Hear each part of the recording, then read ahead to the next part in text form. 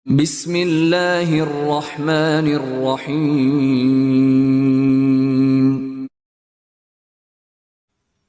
Alhamdulillah, puji syukur kita haturkan kehadirat Allah Subhanahu wa Ta'ala.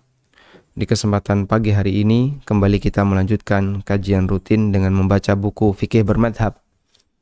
Dan insya Allah yang akan kita pelajari, melanjutkan dari tema sebelumnya, bahwa masalah khilafiyah bukanlah dalil yang bisa kita jadikan sebagai alasan untuk membenarkan perbuatan A maupun perbuatan B, sebab khilaf itu butuh dalil dan bukan dalil. Selanjutnya, kita akan beralih kepada pembahasan yang baru, yaitu benarkah pernyataan bahwa dalam masalah khilafiyah tidak boleh ada pengingkaran. Sehingga ketika terjadi perbedaan pendapat, apakah kemudian hanya semata adanya perbedaan pendapat itu, kaum muslimin tidak boleh saling mengingkari. Dalam arti mengingkari pendapat yang berbeda. Kita akan baca keterangan di poin yang ke-7, dan bagi jamaah yang memiliki buku silahkan dibuka di halaman 181. Tidak ada pengingkaran dalam masalah khilaf. Benarkah pernyataan bahwa dalam masalah khilafiyah tidak boleh ada pengingkaran? Pernyataan ini tidak mutlak benar. Kami sampaikan, pernyataan ini tidak mutlak benar. Karena perbedaan pendapat, sekalipun terjadi di kalangan ulama ahlu sunnah, ada yang terlalu jauh dari kebenaran karena jelas menyimpang dari dalil. Meskipun perbedaan itu masih dalam ruang lingkup ahlu sunnah. Syekhul Islam rahimahullah menjelaskan, wa qauluhum masailul khilaf la inkara fiha laisa bisahih. Pernyataan bahwa dalam masalah khilaf tidak boleh ada pengingkaran merupakan pernyataan yang tidak benar, laisa bisahih. Fa innal inkara imma ayyu tawajjaha ilal qawli bil hukmi awil amal. Bahwasanya karena sesungguhnya pengingkaran itu bisa diarahkan kepada al-qaul. Pengingkaran bisa diarahkan kepada pendapat atau perbuatan. Ammal awal, fa idza kana al-qawlu yukhalifu sunnatan aw ijma'an qadiman wajaba inkaruhu wifaqan. Kemudian beliau memberikan rincian. Beliau rahimahullah memberikan rincian. Untuk yang pertama, apabila ada pendapat yang menyalahi sunnah atau ijma' qadiman yang terjadi di masa silam, wajaba ingkaruhu wifaqan, maka wajib untuk diingkari. Wifaqan, dan itu dengan ittifaq. Bil ittifaq artinya dengan sepakat. Wa ammal amalu fa idza kana ala khilafi sunnatin aw ijma'in wajaba ingkaruhu aidan. Demikian pula amal perbuatan. Ketika amal itu bertentangan dengan sunnah atau ijma', maka wajib untuk diingkari bihasabi darajatil ingkar, dengan tingkatan pengingkaran, ya, dengan bentuk pengingkaran yang bertingkat sesuai dengan bentuk pelanggaran yang terjadi. Baik. Kemudian beliau melanjutkan rincian yang kedua. Beliau mengatakan, amma idza lam yakun fil mas'alati sunnatun wala ijma'un.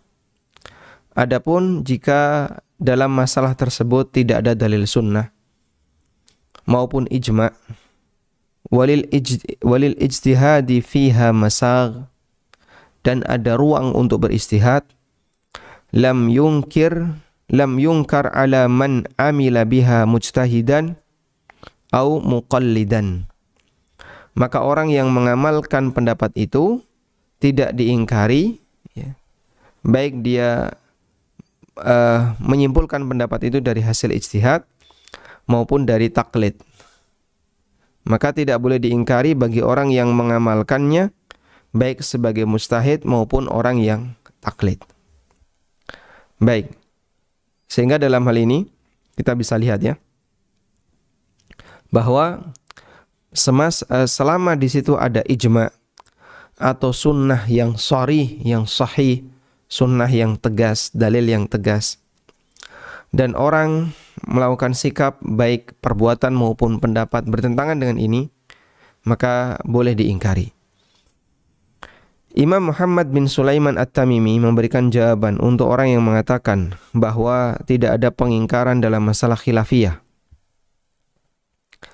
Kata Imam Muhammad, fa in aradal qailu masail al-khilafi fahadha batilun yukhalifu ijma'al ummah.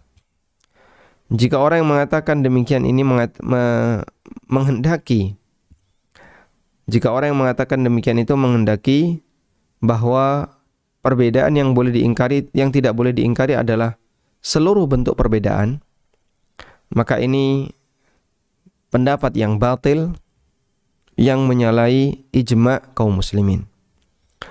Famazala as-sahabatu wa man ba'dahum yunkiruna ala man khalafa wa akhta'a kainan man kana. Para sahabat dan para ulama generasi setelahnya, mereka mengingkari siapapun yang menyimpang dari kebenaran, wa akhta'a, dan dia berbuat salah apapun yang keadaannya. Bahkan meskipun dia sahabat yang senior. Seperti ijtihad yang keliru yang pernah terjadi pada Umar bin Khattab radhiyallahu anhu. Walau kana a'lamun nasi wa atqahum, meskipun beliau adalah orang yang paling paham, paling berilmu, dan meskipun dia paling bertakwa. Karena yang namanya manusia biasa, dia tidak maksum, sehingga ijtihadnya berpeluang benar dan berpeluang salah. Lalu beliau melanjutkan, wa in urida bimasail ijtihad. Namun jika yang dimaksud tidak ada pengingkaran dalam masail ijtihad, yaitu masail perbedaan pendapat allati lam yatabayyan fiha as-shawab, yang belum jelas nilai kebenarannya, fahadza kalamun sahih. Maka pernyataan di atas itu benar. Tidak boleh ada pengingkaran dalam masalah ijtihadiyah, itu benar. Wala yajuzu lil insani ay yunkira syai'a likaunihi mukhalifan limadhhabihi. Orang tidak boleh mengingkari sikap orang lain yang berbeda dengan pendapatnya. Seperti kejadian yang pernah kita ceritakan ya, yang dialami oleh Imam At-Turtushi pada waktu beliau melakukan salat dan beliau mengangkat tangan saat takbiratul ihram, saat mau ruku', saat i'tidal, beliau mengangkat tangan. Maka diingkari oleh orang yang berada di masjid itu, yang mereka bermadzhab Malikiyah, karena dia nggak ngerti kalau ini bagian dari sunnah. Ya. Dengan alasan ini berbeda dengan cara sholat kami, sampai mau diusir, bahkan mau dibunuh, ya. Gara-gara dia mengangkat tangan pada saat melaksanakan sholat. Lalu dibela oleh Ibnul Arabi rahimahullah, yang beliau juga ulama Malikiyah. Dan beliau katakan ini bagian dari sunnah Nabi SAW. Sehingga bentuk mengingkari sebuah perbuatan yang tidak dikenal oleh masyarakat, padahal itu perbuatan yang sesuai dengan sunnah, terjadi di masa silam. Artinya sikap tidak dewasa seperti ini terjadi, dan termasuk juga di zaman sekarang. Sehingga orang ketika tidak melakukan A, tidak melakukan B, dia diingkari, dalam arti dicela, padahal ini masih masuk dalam ranah ikhtilaf ijtihadiyah. Berdasarkan keterangan di atas, sebagian ulama menyimpulkan bahwa jika dikaitkan dengan pengingkaran terhadap adanya perbedaan pendapat, khilaf terbagi menjadi dua.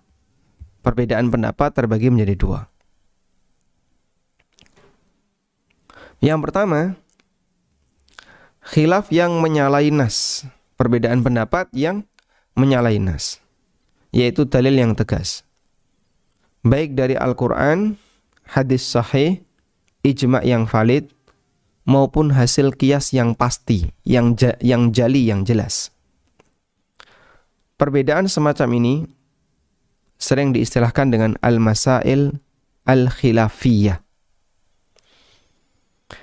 yaitu khilaf yang dimana pendapat yang menyalahi dalil boleh untuk diingkari, karena itu termasuk di antara bentuk penyimpangan yang parah di kalangan masyarakat, atau penyimpangan yang tidak boleh untuk dibiarkan, sebab dia harus dikembalikan kepada kebenaran.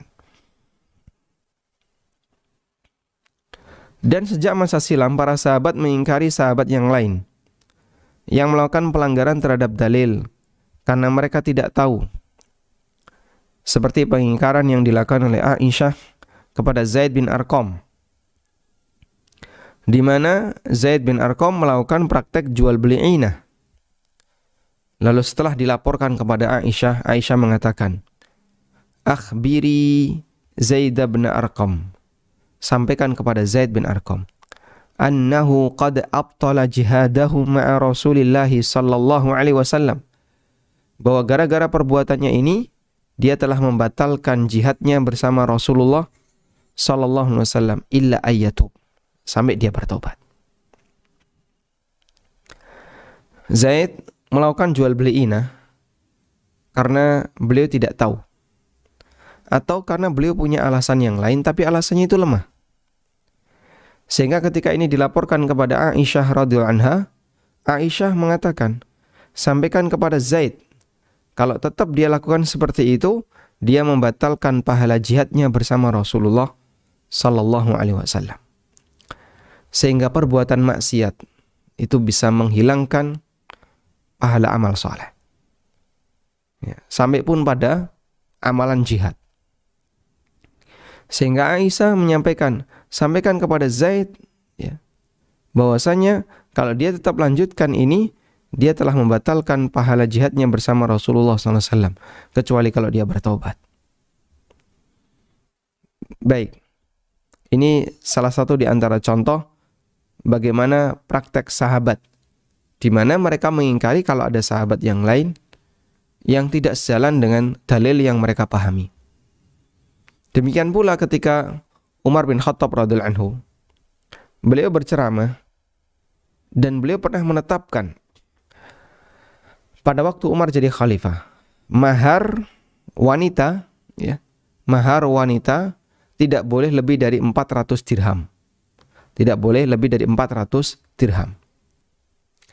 Dan siapa yang memberikan mahar sebanyak 400 dirham, maka kelebihannya akan disita oleh negara, dimasukkan ke Baitul Mal. Selesai berkhutbah, kemudian datang seorang wanita Quraisy dan menyampaikan, "Wahai Amirul Mukminin, Anda tidak berhak untuk melakukan seperti itu." Lah kenapa? Engkau memberikan batasan mahar maksimal 400 dirham. Dan itu bertentangan dengan ayat Allah. Wa ayyu ayatin, ayat yang mana? Lalu wanita ini mengatakan, wa akhadna min, Allah Subhanahu wa taala berfirman, wa in aradtum istibdala zawjin makana zawjin wa ataitum ihdahunna qintaran fala ta'khudhu minhu syai'a. Kalau kamu ingin menceraikan istrimu dan ingin nikah lagi dengan wanita yang lain, wa ataitum ihdahunna qintara, dan kamu telah memberikan mahar kepada istri yang kau ceraikan itu berupa qintar. Berupa qintar. Apa itu qintar? Al-malul katsir. Makna qintar adalah harta yang banyak. Fala ta'khudhu minhu syai'a. Maka kalau kamu sudah ceraikan, jangan mengambil mahar itu sepeser pun. Ata'khudhunahu buhtanan wa itsman mubina. Apakah kalian akan mengambil mahar itu dengan tuduhan yang dusta? Nah, sehingga Allah Subhanahu wa taala melarang lelaki yang sudah memberikan mahar kepada istrinya, lalu lelaki ini menceraikan istrinya, tidak boleh untuk ngambil mahar itu meskipun nilainya besar, meskipun nilainya qintar. Ya, baik. Ini ada di surat An-Nisa, ya. Fala ta'khudhu minhu syai'a. Jangan mengambil mahar itu sepeser pun. Maka wanita ini mengingatkan kepada Umar, kalau Allah mengizinkan seorang lelaki untuk memberikan mahar berupa kintor, kenapa Umar menghalangi dan menyatakan maksimal 400 dirham? Kemudian Umar radhiyallahu anhu naik lagi ke atas mimbar dan beliau menyampaikan bahwasanya Umar salah dan beliau ingin memberikan koreksi terhadap apa yang tadi disampaikan oleh beliau radhiyallahu anhu. Sehingga hal yang biasa terjadi pengingkaran semacam ini di kalangan sahabat. Kemudian yang kedua, khilaf yang terjadi pada salah satu dari 3 masalah berikut. Khilaf yang terjadi pada salah satu dari 3 masalah berikut. Yang pertama, tidak ditegaskan dalam dalil. Tidak ditegaskan dalam dalil, baik Al-Quran, hadis, ijma' maupun qiyas jali. Yang kedua, khilaf yang terjadi karena perbedaan pendapat dalam menilai kesahihan hadis. Yang ketiga, ada dalil sahih tetapi memiliki banyak kemungkinan makna multitafsir,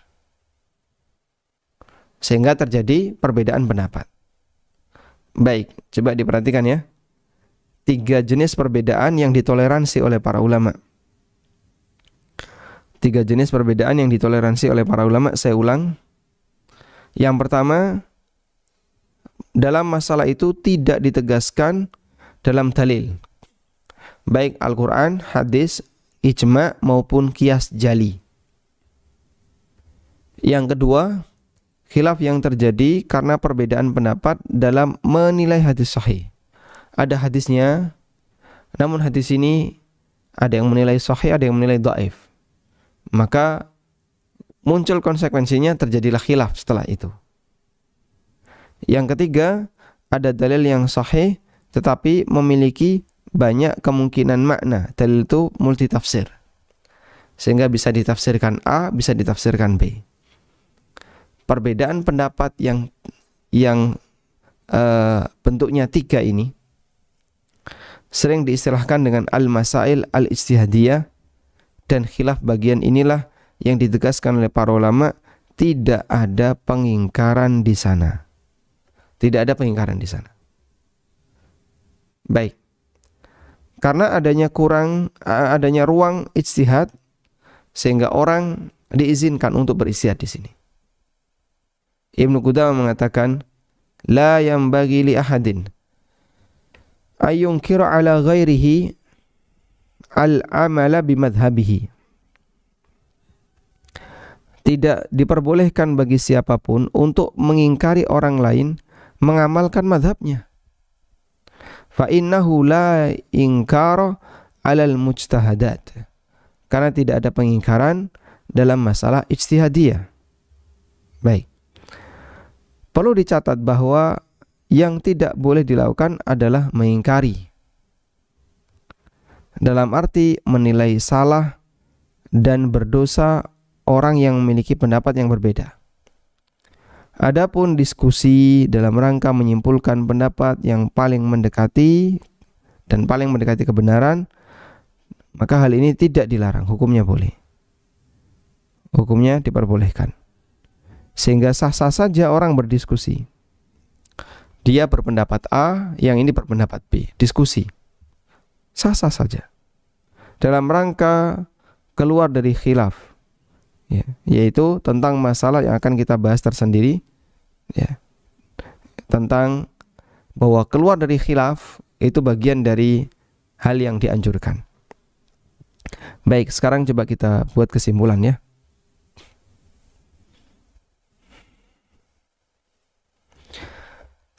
Yang pertama, kita buat judul sikap terhadap perbedaan. Bagaimana cara menyikapi perbedaan yang benar? Maka tolong bedakan 2 hal ini ya. Yang pertama, mengingkari.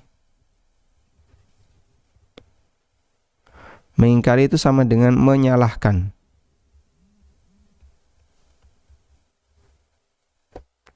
Mengingkari sama dengan menyalahkan. Bahkan ini bisa masuk pada vonis dosa.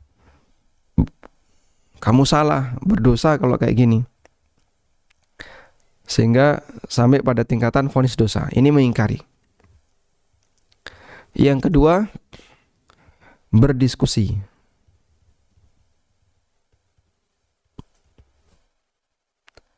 Ini membandingkan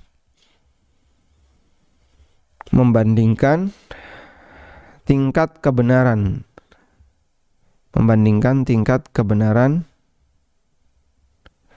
beberapa pendapat. Baik. Dua ini yang perlu dibedakan terlebih dahulu ya. Ada mengingkari, ada berdiskusi. Kalau mengingkari, ini berbicara tentang menyalahkan, bahkan sampai pada tingkatan vonis dosa. Kalau berdiskusi, ini membandingkan tingkat nilai kebenaran beberapa pendapat. Baik. Kemudian kita beralih kepada masalah objek perbedaan pendapat. Objek perbedaan pendapat. Objek perbedaan pendapat itu ada dua. Yang pertama, yang disebut dengan al-masail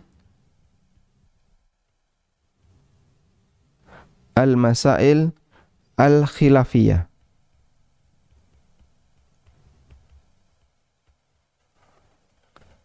Yaitu perbedaan pendapat di mana yang satu sejalan dengan kebenaran, yang satu bertentangan dengan kebenaran. Al-masail khilafiyah. Jadi gambarannya al-masail khilafiyah ini ada perbedaan ya, yang dimana pendapat A ini sejalan dengan nas. Kalau disebut nas, maknanya adalah Al-Quran dan sunnah yang maknanya jelas. Itu namanya nas. Atau sejalan dengan ijma. Oh, pendapat ini didukung oleh ijma. Atau sejalan dengan qiyas yang jali. Qiyas yang jali. Qiyas yang tegas, yang jelas. Sudah?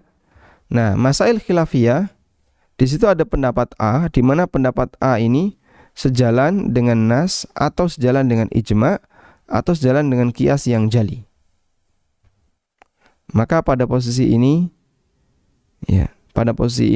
kita bisa menilai A ini perbuatan yang benar atau pendapat yang benar. Ada pendapat B, terjadi perbedaan yang satu A yang satu B. Nah, yang B ini menyalahi nas. Yang B menyalahi nas atau menyalahi ijma. Pendapat B ini menyalahi ijma, menyalahi nas, atau menyalahi qiyas yang jali. Menyalahi qiyas yang jali. Maka pendapat B ini boleh diingkari.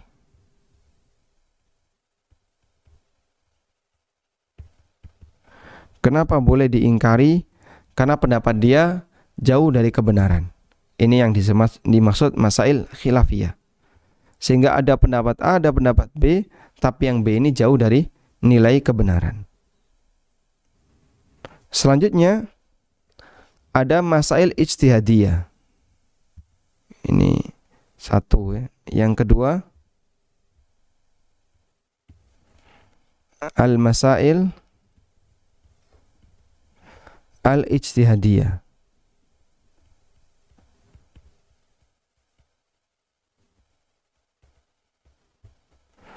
Untuk masail ijtihadiyah, di situ terjadi perbedaan. Tapi perbedaan ini disebabkan karena ijtihad satu.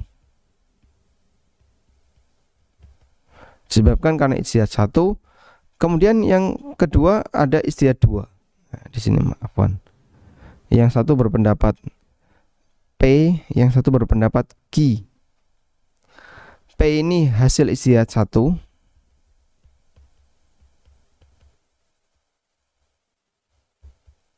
Hasil ijtihad satu.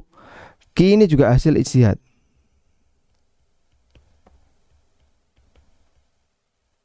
Dan ini yang kedua, di mana posisi hasil ijtihad 1 maupun 2 ini sama-sama berangkat dari dalil atau menilai dalil, atau di situ tidak ada nas dari Al-Quran maupun hadis yang sahih sehingga mereka berijtihad. Nah, hasilnya terjadi perbedaan. Ketika terjadi perbedaan semacam ini, maka baik P maupun Q dua-duanya punya peluang benar dan peluang salah. Karena ini sama-sama hasil ijtihad ya. P dan Q keduanya punya peluang benar dan peluang salah. Keduanya punya peluang benar dan punya peluang salah. Karena itu yang dilakukan bukan mengingkari, tapi yang dilakukan adalah silahkan saling diskusi. Silahkan saling diskusi. Dan diskusi itu tidak dilarang meskipun menyebut perbedaan. Sebab diskusi ini tujuannya adalah untuk mencari mana dari dua hasil ijtihad ini yang lebih mendekati kebenaran. Apakah pendapat P ataukah pendapat Q? Wallahu alam. Nah, pembahasan bahasanya tidak ada pengingkaran dalam masalah khilafiyah itu terjadi pada al-masail ijtihadiyah. Kalau masalah khilafiyah boleh ada pengingkaran. Karena yang satu dia sejalan dengan nas, yang satu menyalahi nas ya. Yang menyalahi ini boleh diingkari. Tapi kalau masail ijtihadiyah, ini hasil ijtihad, ini hasil ijtihad. Dan dalilnya tidak tegas. Atau ada sunnah tapi memiliki banyak kemungkinan makna. Nah, inilah yang disebut dengan masail ijtihadiyah. Contohnya apa Pak? Banyak sekali ya. Menyentuh kemaluan apakah batal wudu, menyentuh wanita yang bukan mahram batal wudu atau tidak. Kemudian apalagi misalnya kunut subuh, menjaharkan basmalah, terutama dalam sholat itu banyak sekali. Basmalah itu dikeraskan ataukah pelan, dan seterusnya. Itu semuanya adalah masail ijtihadiyah di mana masing-masing menyimpulkan itu berdasarkan hasil ijtihad yang mereka miliki. Wallahu alam. Baik, semoga bisa dipahami dengan baik. Dan insya Allah di pertemuan berikutnya nanti kita akan membahas benarkah ikhtilaf itu rahmat. Yang ini cukup banyak diangkat oleh masyarakat sehingga sering ada istilah ikhtilafu ummati, sering istilah itu disebarkan ikhtilafu ummati rahmatun. Apakah ini hadis Nabi SAW ataukah bukan? Dan bagaimana pemahaman yang benar, insya Allah akan kita bahas di pertemuan berikutnya. Wassallallahu ala nabiyyina Muhammadin wa ala alihi wa sahbihi wasallam.